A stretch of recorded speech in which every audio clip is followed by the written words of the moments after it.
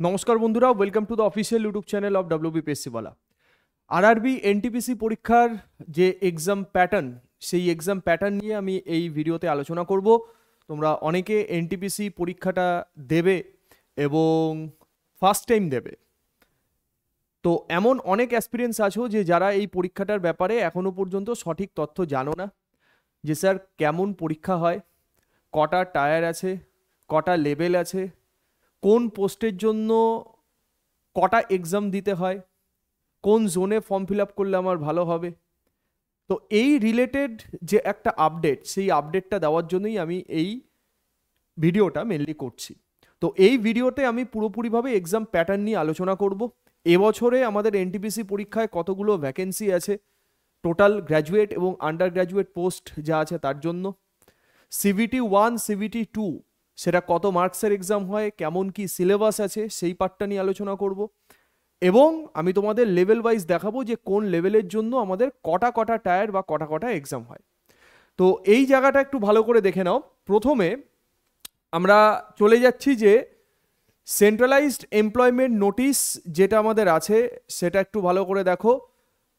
CEN 5/2024 graduate লেভেলের post, যেটা আমাদের 14ই সেপ্টেম্বর 2024 থেকে ফর্ম ফিল আপ শুরু, ঠিক, বা শুরু অলরেডি হয়ে গেছে।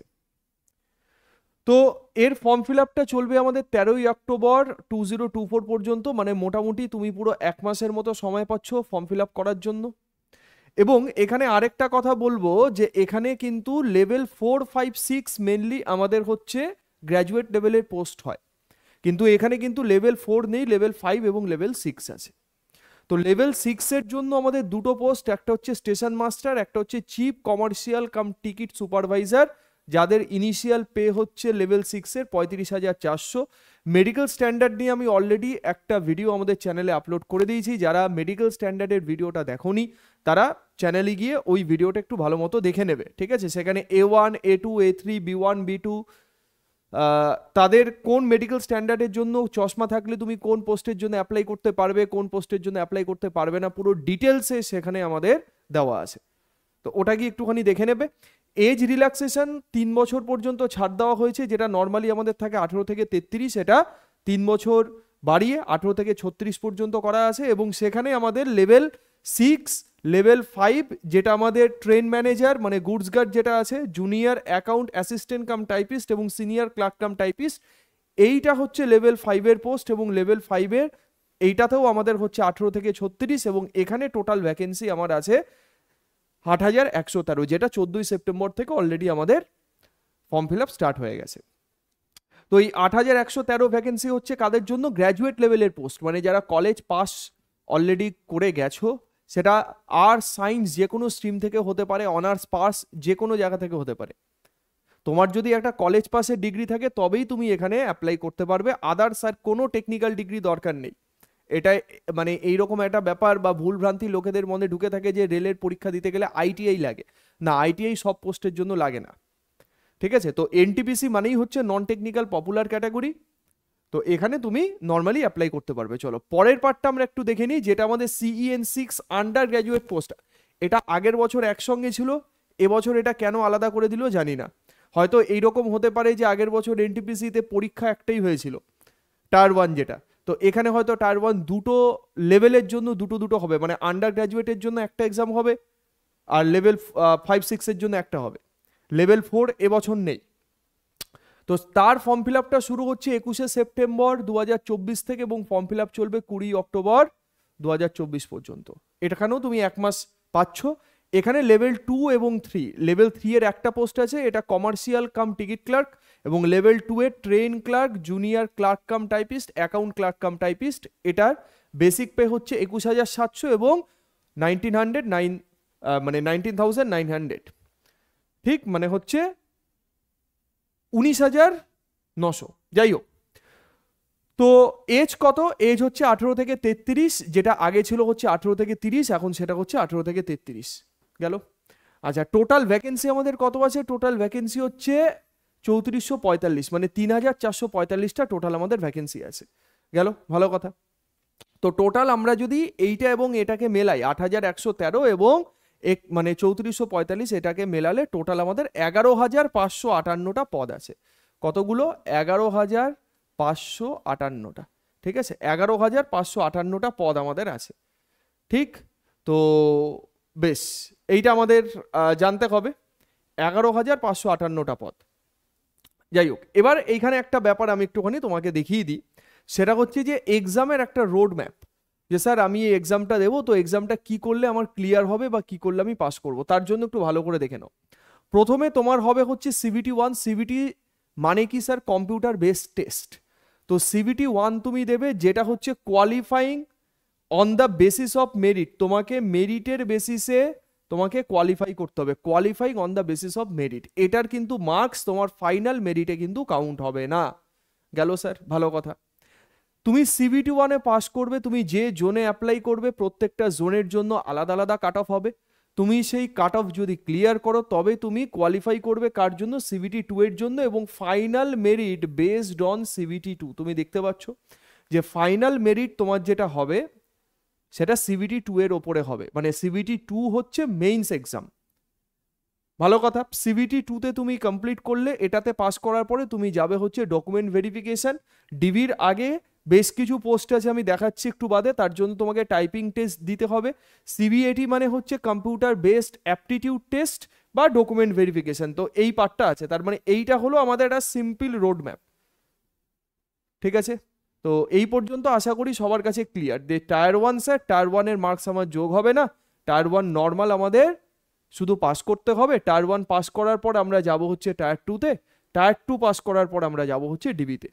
ওকে স্যার, ঠিক আছে। এবার চলে আসি আমরা সিলেবাস এবং এক্সাম প্যাটার্ন, যেটা আমাদের মূল ব্যাপার, সেই পার্টটাতে।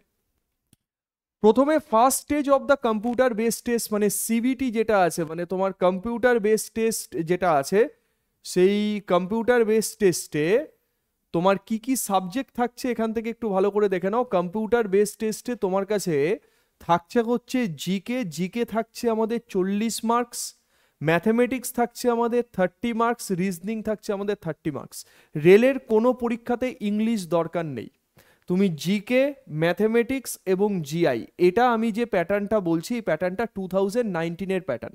এখনো পর্যন্ত এই বছরের যদি এক্সাম প্যাটার্ন কিছু চেঞ্জ হয় তার নোটিফিকেশন এখনো পর্যন্ত আসেনি। তো ধরে নেওয়া যাচ্ছে যে 2019-এর যে প্যাটার্নটা আছে সেই প্যাটার্নটাই ফলো হতে পারে, কিন্তু আন্ডার গ্র্যাজুয়েট এবং গ্র্যাজুয়েট দুটো লেভেলের জন্য আলাদা আলাদা এক্সাম হবে।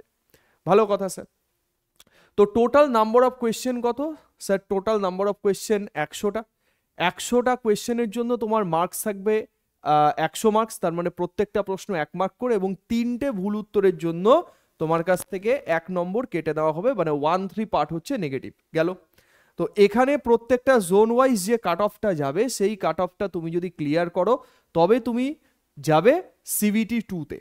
তো সিবিটি 2 এর দেখো এক্সাম প্যাটার্ন বা এক্সাম সাবজেক্ট যেটা, সেটা সিবিটি 1-এর সঙ্গে পুরোপুরিভাবে একই। শুধুমাত্র পার্থক্য হচ্ছে আগে জিকে আমাদের ছিল 40 নম্বরের, এখানে জিকে হচ্ছে টোটাল 50 নম্বর। ম্যাথমেটিক্স হচ্ছে 35 মার্কস এবং রিজনিং হচ্ছে 35 মার্কস। টোটাল আমাদের নাম্বার অফ কোয়েশ্চেন কত? 120টা। 120টা এমসিকিউর জন্য টোটাল মার্কস কত? 120। এবং একইভাবে প্রত্যেকটা মানে 3টে ভুল উত্তরের জন্য তোমার কাছ থেকে 1 মার্ক করে কাটা হবে এবং 1/3 মার্কস হচ্ছে নেগেটিভ। গেল? ভালো কথা। তো ইংলিশ পড়তে হচ্ছে না। গেল? জিকে, ম্যাথস এবং রিজনিং এই 3টে সাবজেক্ট আমাকে পড়লেই হয়ে যাচ্ছে। রেলের পরীক্ষার এই একটা ভালো সুবিধা আছে যে সাবজেক্ট কম। এবার দেখো এনটিপিসি পরীক্ষাতে আমি সায়েন্সের কথা যদি বলি, সায়েন্স যেহেতু এটা নন টেকনিক্যাল এক্সাম, তো টেকনিক্যাল এক্সাম যেগুলো আছে, ধরো জেই বলো, এএলপি বলো, টেকনিশিয়ান বলো, গ্রুপ ডির বেশ কিছু পোস্ট আছে, তো সেখানে যেরকম সায়েন্সের একটা আলাদা পেপারই হয়, এখানে যেরকম ম্যাথসের পেপার ওখানে সেরকম সায়েন্সের একটা আলাদা পেপারই হয়। তো এখানে কিন্তু সেরকম সায়েন্সের কোনো আলাদা পেপার নেই, তবে এনটিপিসি সায়েন্সের লেভেল বাদবাকি রেলের যতগুলো পোস্ট আছে বা যতগুলো এক্সাম হয় তার সায়েন্সের লেভেলের থেকে অনেক ইজি, এবং নাম্বার অফ এমসিকিউ কিন্তু তোমার মিলঝুল করে আসবে, মানে জিকের মধ্যে কিন্তু সমস্ত সাবজেক্টই ইনক্লুডেড। এবার আমি তোমাদের যেটা দেখাবো সেটা হচ্ছে যে সিলেবাসটা আছে, সেই সিলেবাসটা একটু ভালো করে দেখিয়ে দিই।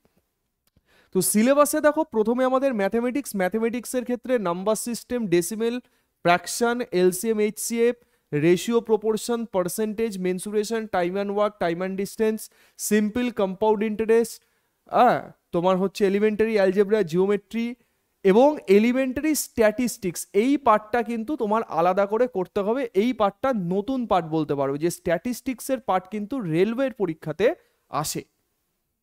ঠিক আছে, ভালোই কিন্তু নাম্বার অফ এমসিকিউ আসে, সেটা টেকনিক্যাল পোস্ট বলো বা নন টেকনিক্যাল পোস্ট বলো, দুটোর ক্ষেত্রেই কিন্তু আসে। তো স্ট্যাটিস্টিক্সের পার্টটা আমাদের এখানে একটু পড়তে হবে ভালো করে।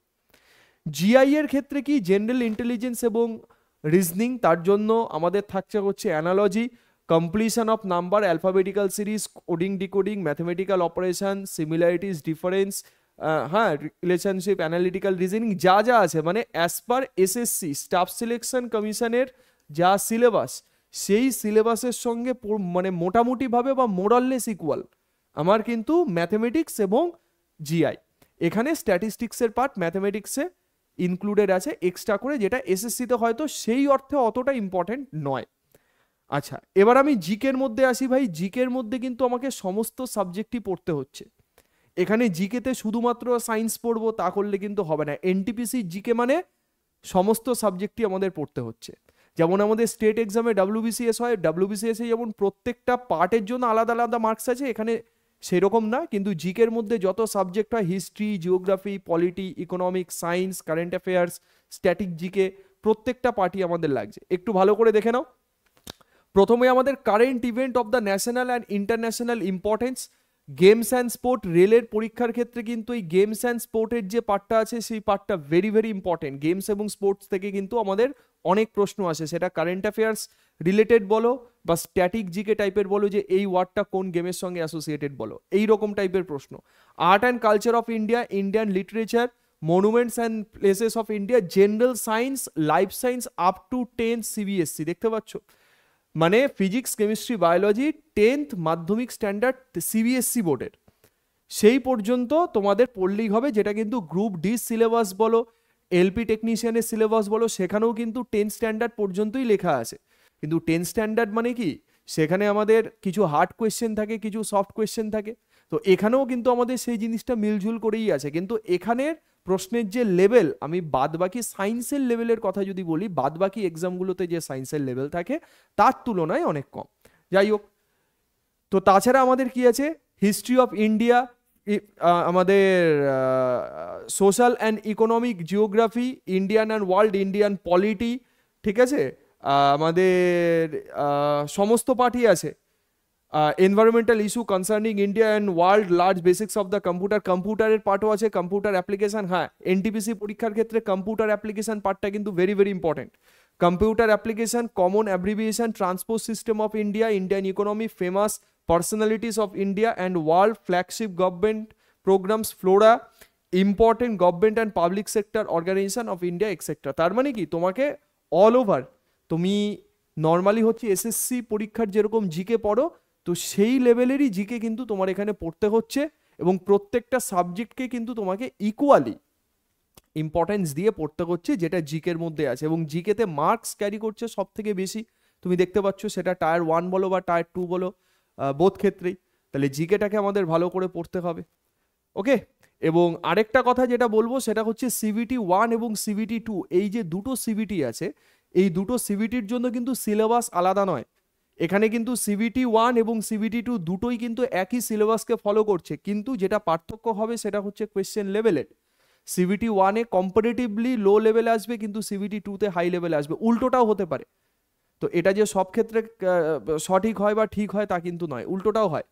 কিন্তু সিলেবাস তোমার এটাই, এই সিলেবাসের বাইরে কিছু নেই। তোমাকে ভালো করে পড়তে হবে, পিওয়াইকিউ ভালো করে সলভ করতে হবে। আগে এক্সাম যখন তুমি যাচ্ছ দিতে, পুরো সিলেবাস চ্যাপ্টার বাই চ্যাপ্টার ভালো করে কমপ্লিট করতে হবে, প্রত্যেকটা সাবজেক্টের ফাউন্ডেশন ভালো করে পড়তে হবে, এবং প্রচুর প্রচুর প্র্যাকটিস, রিভিশন এবং মক দিতে হবে, তাহলেই হবে।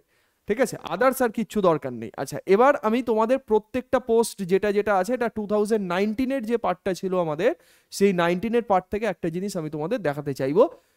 সেটা হচ্ছে যে জুনিয়র ক্লার্ক কাম টাইপিস্ট, দেখো এখানে যেইভাবে আছে, CBT 1 common for the all posts, তার মানে লেভেল 4, 5, 6, 2, 3 তুমি যা বলো তার জন্য সবার জন্যই আমাদের ফার্স্ট টায়ার দিতে হচ্ছে।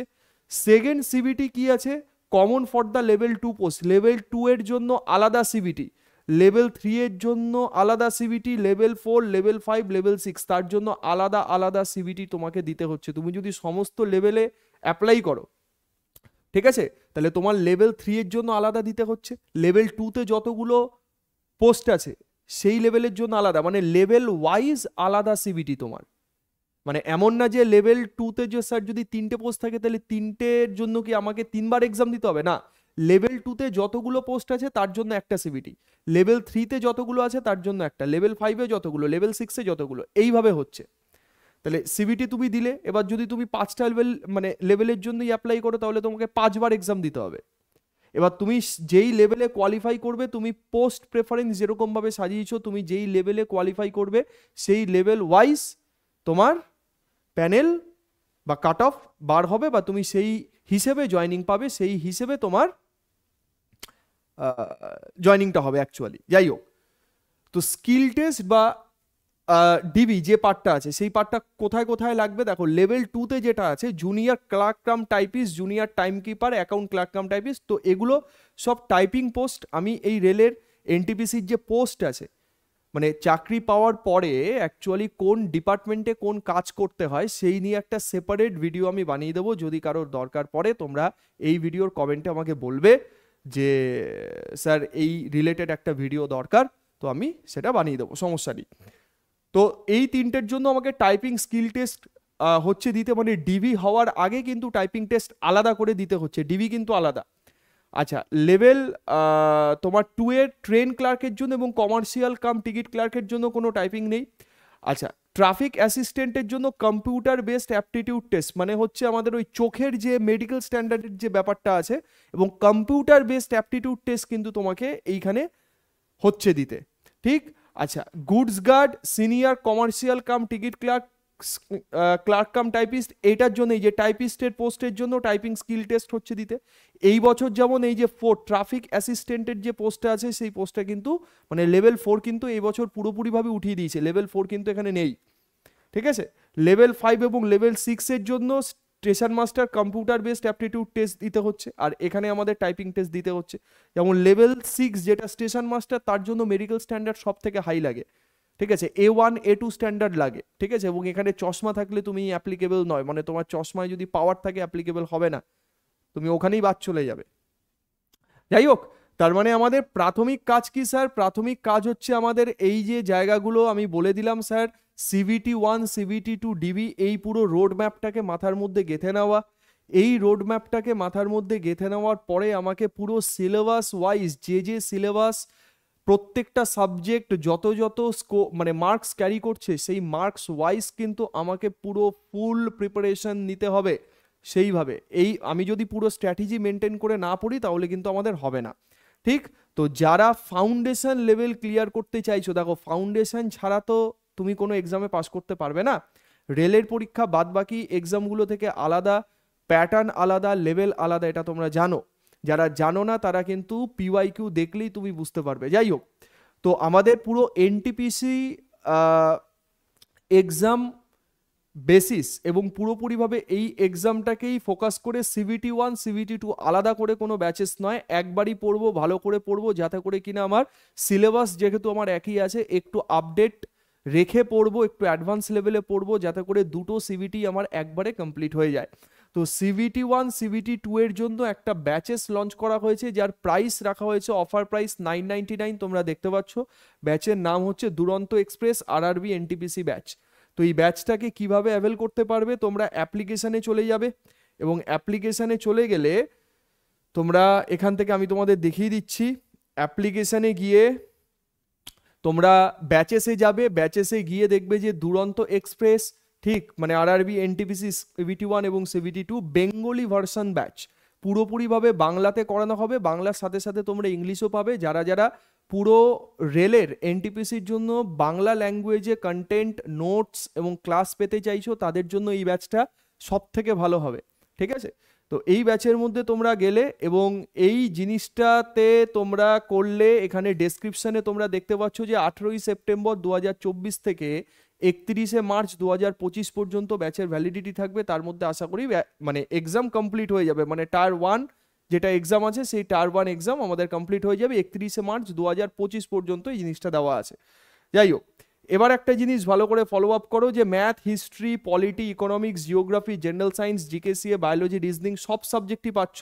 যে সাবজেক্ট আমাদের এনটিপিসিতে আছে, যারা আমাদের ক্লাস আমাদের চ্যানেলে মানে WBPSC বলা অফিসিয়াল ইউটিউব চ্যানেলে দেখেছো তারা সেখান থেকে করতে পারবে। যারা দেখোনি তারা আমাদের ডেমো ভিডিও এখান থেকে যা যা আছে পুরো ডেমো ভিডিও এখান থেকে তুমি ফ্রি কন্টেন্টে গিয়ে ডেমো ভিডিও তোমরা দেখে নিতে পারো। যাই হোক, ওকে, তার মানে এই হলো আমাদের ব্যাচেস।